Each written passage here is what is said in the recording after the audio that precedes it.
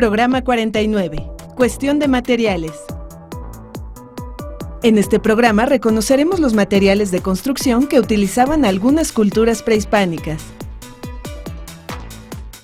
Bienvenidos a una emisión más de esta serie.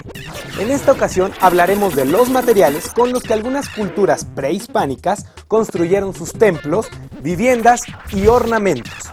Veremos cómo el conocimiento de las propiedades de estos materiales permitió a los pobladores prehispánicos emplearlos de diferente manera.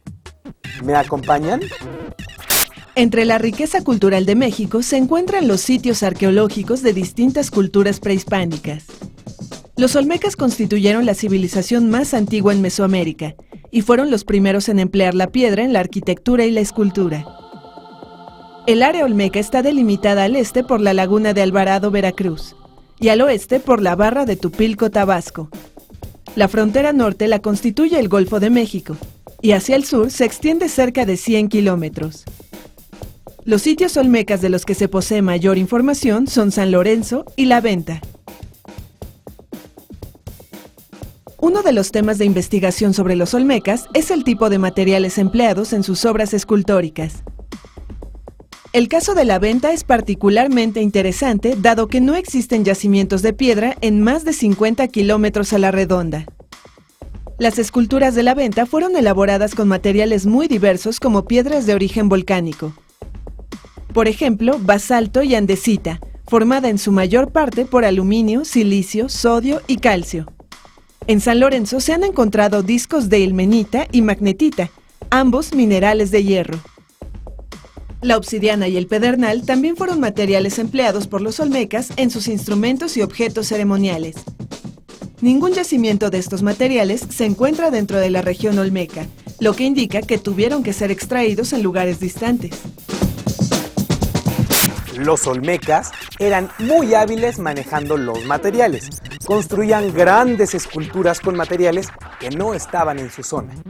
Comenzaban a hacerlo en el lugar de los yacimientos y luego las transportaban a donde permanecerían. También construían otro tipo de objetos, como veremos a continuación.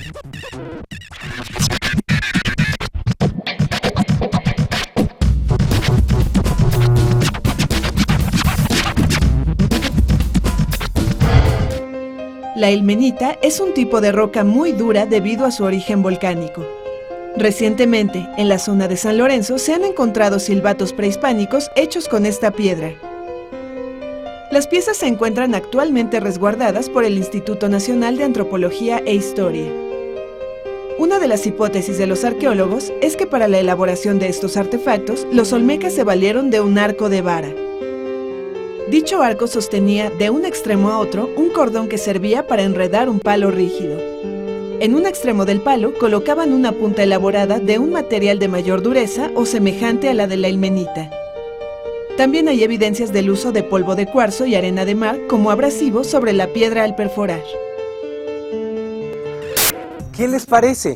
Con materiales como un arco, un palo y material abrasivo eran capaces de perforar algo tan duro como la ilmenita.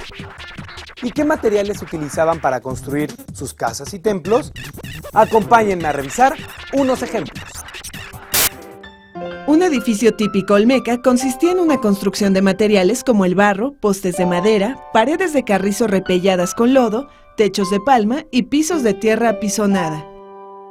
El complejo A es el grupo arquitectónico más pequeño del sitio de La Venta. En este conjunto fueron encontradas ofrendas masivas. Se trata de construcciones subterráneas en donde fueron colocados mosaicos que se cubrieron con arenas de diferentes colores, sobre los cuales se construyó un montículo de adobe. En otros complejos se han encontrado evidencias de cuerpos escalonados adosados con piedra caliza. En la plataforma más grande del sitio se localizaron remanentes de un sistema de distribución de agua construido con piedras labradas en forma de U y unidas con chapopote. En resumen, la diversidad de los materiales utilizados por los olmecas abarcaba la extracción y el corte de piedras volcánicas como el basalto, el empleo de materiales locales como el barro, la palma y el carrizo, e incluso el chapopote.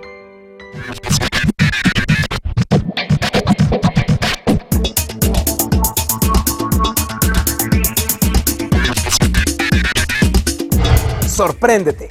Los olmecas fueron los primeros mesoamericanos en recoger y procesar el petróleo que brotaba de los yacimientos naturales.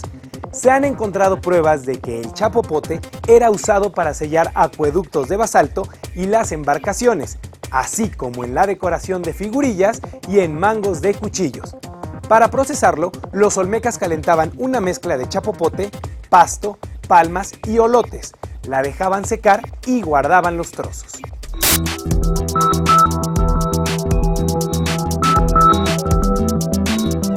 ¡Vaya! Y yo que pensaba que el chapopote solo se utilizaba en la construcción de las carreteras. No cabe duda de que el aprovechamiento de las propiedades de los materiales, como la dureza de la ilmenita o del basalto, permitió la edificación de recintos que subsisten hasta nuestros días. ¿Qué otros pueblos se establecieron en el estado de Veracruz? ¿Cómo eran sus construcciones? El Tajín fue la ciudad mesoamericana más importante del Golfo de México, pues era un centro político y religioso y controlaba los intercambios comerciales de la región.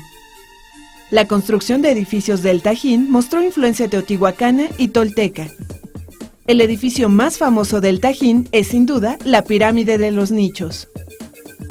El estilo arquitectónico característico del Tajín son los nichos, que se emplean en las fachadas de algunas construcciones. Los taludes de diferentes cuerpos arrancan de un solo nivel, confiriéndole al muro una gran solidez.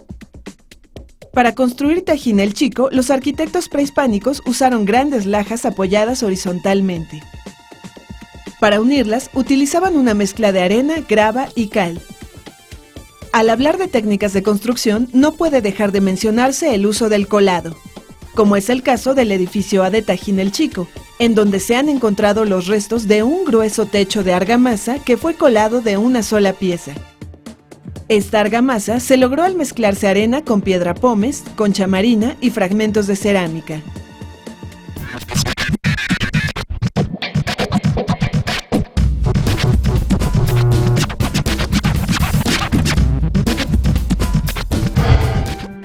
Los totonacas, asentados entre los estados de Veracruz y Puebla, ya contaban con un material parecido al concreto que se formaba al mezclar puzolana, una roca natural, con agua, cal y trozos pequeños de otros materiales como conchas marinas. La puzolana es un material que cuando se ha dividido finalmente y está en presencia de agua, reacciona químicamente con el hidróxido de calcio o cal. Los compuestos que se forman tienen propiedades semejantes a las del cemento, por lo que podían ser utilizados por los totonacas para unir otros materiales. En la península de Yucatán floreció otra cultura, la maya. ¿Los mayas habrán usado también estos materiales? Conozcamos acerca de sus maravillosas construcciones.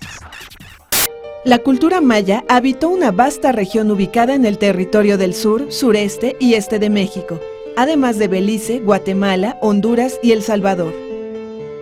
Entre sus construcciones más representativas se encuentran ciudades como Tikal, Palenque, Chichén Itzá, Bonampak y Uxmal.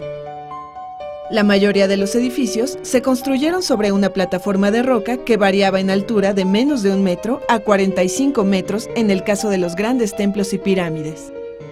Después de que las plataformas eran completadas, se construían encima de las residencias y templos mayas usando también basalto o calice, según la disponibilidad de materiales.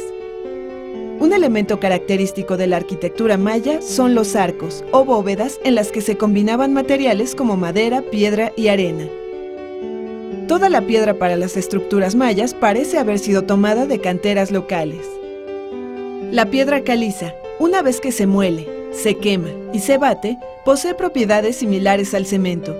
Los mayas la utilizaban también para repellar, es decir, para homogeneizar el nivel de los muros. También en la zona arqueológica de Comalcalco se han encontrado ladrillos de barro cocido como sustituto de las piedras. Ahora veamos algo sobre Teotihuacán. ¿De qué materiales estarán hechos los pigmentos de los murales? ¿Todos serán iguales? Acompáñenme a descubrir cómo son y con qué se construyeron las pirámides de esta ciudad. En el mismo periodo histórico en el que surge la cultura maya, se desarrolló la cultura teotihuacana. Teotihuacán se encuentra a 45 kilómetros al noreste de la Ciudad de México y llegó a tener una extensión de 21 kilómetros cuadrados. Las construcciones de Teotihuacán se caracterizan por su gran tamaño y por su arquitectura basada en 3 elementos: talud, tablero y alfarda. Por ejemplo, la Pirámide del Sol mide alrededor de 64 metros de altura. Fue edificada con bloques de adobe recubiertos de piedra. Su estructura la componen 5 cuerpos.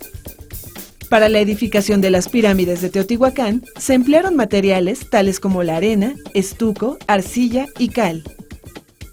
El centro de la Pirámide de la Luna es de bloques de adobe revestidos de estuco y piedra. Los muros de la Pirámide de Quetzalcóatl fueron adornados con frisos labrados en la piedra.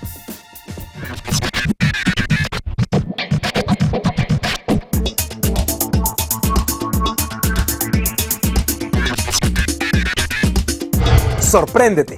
Diversos laboratorios químicos analizan los materiales con que se pintaron los murales de los sitios arqueológicos para conocer su origen, antigüedad, composición y el proceso de utilización. Con ello, contribuyen al rescate y restauración de monumentos prehispánicos, coloniales y modernos. Por ejemplo, al analizar las pinturas murales de Teotihuacán, se ha descubierto la presencia de mucílago o baba de nopal. Esta se obtiene al dejar reposar en agua pequeños trozos de esta planta. Los teotihuacanos lo aprovechaban como aglutinante y se lo agregaban también a los estucos. Lo utilizaban en la preparación de mezclas para blanquear paredes y fachadas, de tal manera que éstas adquirían cierta dureza e impermeabilidad. En la actualidad, muchos albañiles la usan para que el yeso pegue sobre las paredes.